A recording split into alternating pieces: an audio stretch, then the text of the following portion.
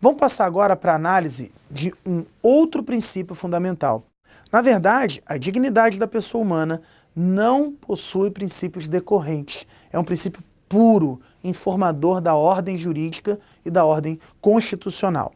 Mas agora a gente passa para a análise de um outro princípio fundamental. Esse técnico, talvez de todos os princípios fundamentais, esse seja o mais técnico, esse seja o mais ligado à dogmática, porque ele é a base do direito penal moderno. Eu estou falando do famoso princípio da culpabilidade, também chamado e reconhecido como princípio da responsabilidade penal subjetiva. Esse, além da legalidade, da intervenção mínima e da humanidade, esse é o nosso quarto princípio fundamental, o princípio da culpabilidade, também chamado e muito mencionado em provas, normalmente com o nome de princípio da responsabilidade penal subjetiva. Quanto ao princípio da culpabilidade, quanto ao princípio da responsabilidade penal subjetiva, a gente tem que ter uma primeira noção básica. Ora, está se dizendo o seguinte: não há crime sem culpa. Esse é o nosso ponto de referência, essa é a nossa regra. Não há crime sem culpa. Ponto. E o que isso quer dizer? Que para que você possa punir um fato como crime, alguém tem que ser o culpado por aquilo. No sentido mais puro, no sentido mais lato de ser o culpado por alguma coisa. No sentido de ser o responsável por aquela lesão produzida ao bem jurídico alheio. No sentido de ser o responsável por aquilo. No sentido de ser o culpado pelo prejuízo causado a terceiro. Para que haja crime, não basta que você gere uma lesão no plano objetivo. Tem que se averiguar se essa lesão gerada é culpa sua, é culpa do sujeito. Daí se falar numa responsabilidade subjetiva. O sujeito tem que ter sido responsável por aquilo. E aí, como é que alguém é responsável por alguma coisa? Como é que alguém e quando é que alguém é o responsável por uma lesão? Ora, quando atua de duas maneiras. Você será visto como responsável por alguma coisa quando você atuar. Primeiro, ponto 1, quando você agir com dolo, com intenção. Segundo, quando você agir com culpa, no sentido de falta de cautela, no sentido de falta de cuidado. Em outras palavras, o princípio da culpabilidade diz o seguinte: não há crime sem culpa. E essa culpa, sentido amplo, sentido coloquial, de responsabilidade, vai se desdobrar de duas maneiras, vai se abrir de duas formas. Você terá culpa, sendo o culpado e o responsável por alguma coisa, quando você atuar, primeiro, com dolo, intenção. Segundo, com culpa, falta de cautela, falta de cuidado. Leia-se de outra forma, e contrário senso, sem dolo e sem culpa, não há crime. Sem dolo e sem culpa, o agente não cometeu crime. Ele pode até ter atuado e dado causa a uma lesão a bem jurídico, mas se essa lesão não foi produto da sua intenção, se essa lesão não foi produto da sua falta de cautela, não houve crime, ok? Então a ideia é, sem dolo e sem culpa, mesmo havendo uma lesão no plano objetivo, não há crime, ok? Basta a gente pegar um exemplo concreto, bastante simples. Se você imaginar um cara que está dirigindo um veículo na velocidade permitida, tudo certinho, carteira de habilitação, prestando atenção, de repente passa por uma cratera, um buraco, arrebenta a barra de direção e ele sobe na calçada matando 3 pessoas. Ora, ele praticou uma conduta e ele produziu uma lesão a bens jurídicos alheios. Ora, se ele praticou conduta e praticou lesão, será que teve crime? Não é tão simples. Primeiro, essa conduta por ele realizada foi intencional? Foi dolosa? Não, não foi. Não teve intenção de lesionar ninguém. Segundo, essa conduta dele foi produto de falta de cuidado e acabou gerando o tal do resultado, que foram as mortes produzidas? Não. Ele teve cuidado, atenção, atuou de forma cuidadosa. Ora, sem dolo e sem culpa, o fato não é crime. Ah, mas 3 pessoas morreram. Sim, produto do acaso, de um fortuito. Não há crime. A responsabilidade penal não pode ser vista como objetiva. leia-se, não pode ser vista como apenas pela produção concreta de um resultado. É preciso que alguém tenha atuado faltando com o devido cuidado. Detalhe fundamental, quando a gente fala em princípio da culpabilidade, a gente não pode confundir esse princípio com o elemento culpabilidade. E essa talvez seja a questão mais conhecida de prova ligada a esse princípio. Porque os concursos públicos costumam trabalhar da seguinte maneira. Eles costumam perguntar em prova o princípio da culpabilidade da seguinte forma. Vejam, costuma-se misturar o princípio da culpabilidade com o elemento culpabilidade e são coisas absolutamente distintas. Costumam trocar os nomes.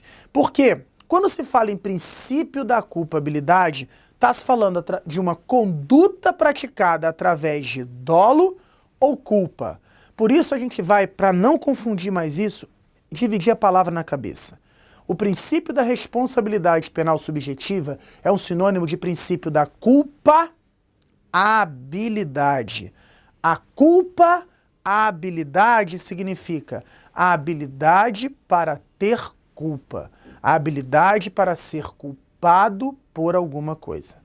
E aí, esse princípio da culpa-habilidade, o princípio da habilidade para ser culpado por alguma coisa, esse princípio traduz a responsabilidade penal subjetiva, ok?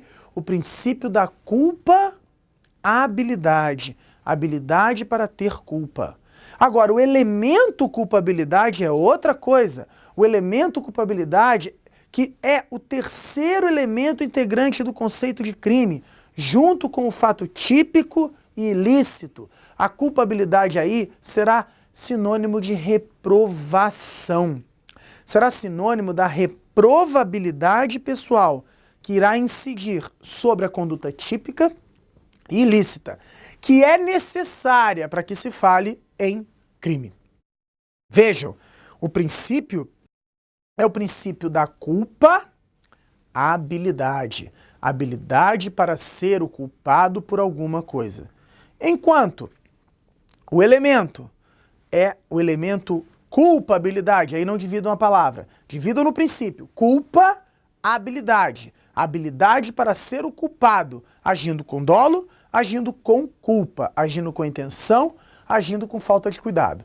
Mas o elemento culpabilidade integrante do conceito de crime é reprovação, é reprovabilidade sobre a conduta típica e ilícita praticada.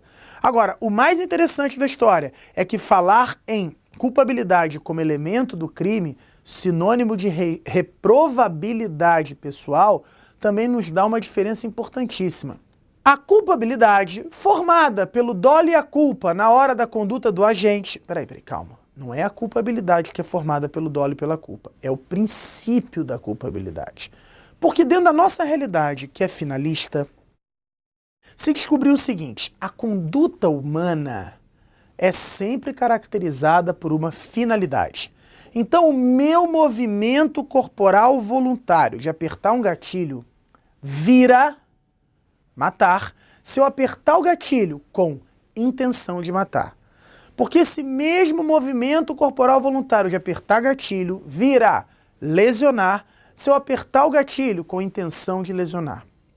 Ou seja, o que o finalismo descobriu, através do Hans Welzel, seu grande criador, foi que a conduta humana se caracteriza pela intenção ao mover-se, pela finalidade ao mover-se, daí finalismo.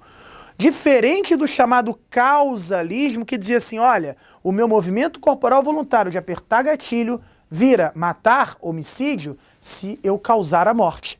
O meu movimento corporal voluntário vira lesão se eu causar lesão. Isso é causalismo. O finalismo diz não. O meu movimento corporal voluntário vira matar se eu me mover com intenção, finalidade de matar. Finalismo. Mesmo que eu não mate. Ora, a famosa tentativa. E o meu movimento corporal voluntário vira lesão corporal se eu fizer isso com intenção, finalidade de lesionar. Mesmo que eu mate, vira lesão corporal seguida de morte, mas é lesão. E aí, como o dolo é o caracterizador da conduta humana, Como o dolo é o que caracteriza a ação e o verbo praticado pelo agente, ora, o dolo compõe o verbo e o verbo está previsto dentro dos tipos. Logo, o dolo passou a fazer parte do tipo penal. O dolo passou a ser o elemento subjetivo da cabeça do sujeito que compõe a estrutura do tipo ligado ao verbo, à conduta prevista dentro desse tipo. E aí o dolo não é elemento a ser analisado no juízo de reprovação. O dolo não faz parte da análise da culpabilidade. O dolo compõe o tipo penal. Por isso ele caracteriza a responsabilidade subjetiva da cabeça do sujeito quando ele age na conduta. E por isso é elemento do fato típico, sem dolo e sem culpa, a conduta do agente não é crime, ela é atípica, não preenche o fato típico. Não há responsabilidade do sujeito, subjetiva, daquele que na sua cabeça não teve dolo e não teve falta de cautela na hora de atuar. Por isso, dolo e culpa não tem nada a ver com a culpabilidade elemento. A culpabilidade elemento é reprovação. E nós não acabamos de falar? O dolo não é mais elemento para ser analisado como parte integrante do juízo de reprovação.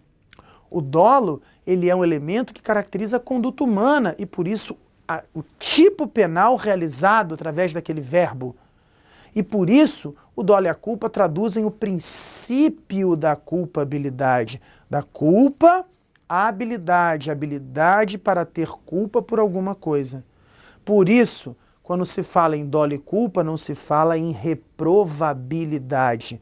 Quando vai se falar em reprovação, em culpabilidade elemento, não há dolo e culpa. O dolo e a culpa, elementos da culpabilidade, traduzem. Já está errado. Esse tipo de questão é muito comum e todo mundo erra. Você não vai mais errar isso. Veja, princípio da culpabilidade ou da responsabilidade subjetiva, sem dolo e sem culpa não há crime, e é porque o fato é atípico. Porque o fato típico tem a conduta, e a conduta, o verbo, depende de intenção ou de falta de cautela ao agir.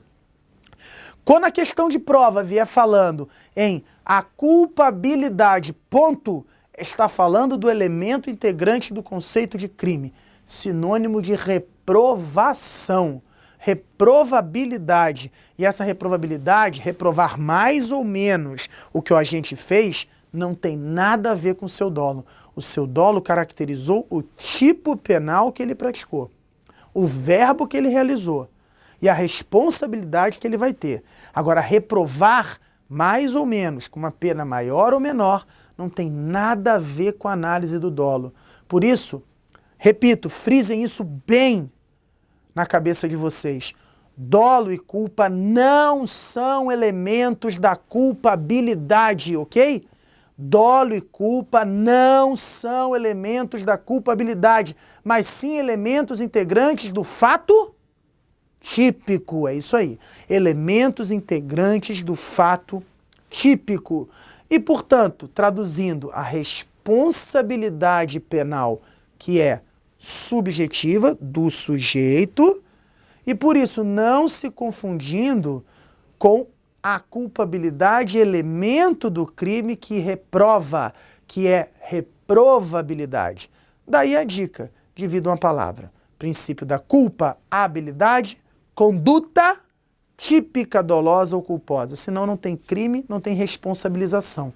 Não basta causar o resultado. Tem que ter intenção ou falta de cautela. Depois que você é o responsável por alguma coisa, e depois que a gente analisa, e portanto o fato típico, você analisa se não houve exclusão de ilicitude, e aí sim você vai avaliar reprovabilidade ou não da conduta praticada, ok? E aí a culpabilidade, juízo de reprovação, não tem nada a ver com o dolo ou com a culpa.